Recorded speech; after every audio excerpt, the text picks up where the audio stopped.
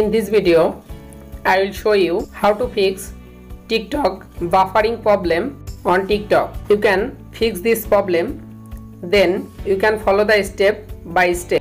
Step 1. Open Play Store and update your TikTok app's latest version.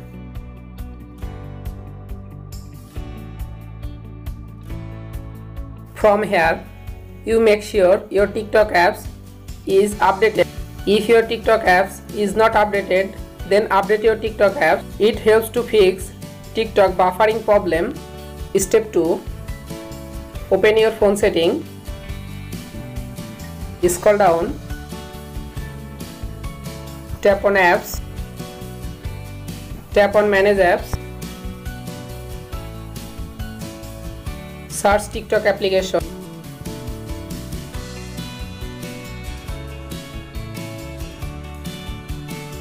Tap on storage. Tap on clear data. Tap on clear cache. Clear cache data. It helps you to fix TikTok buffering problem. Open your phone setting. Tap on Wi-Fi. Check your internet or Wi-Fi connection properly. Step 4. Restart your device. Step 5. Again open your TikTok apps.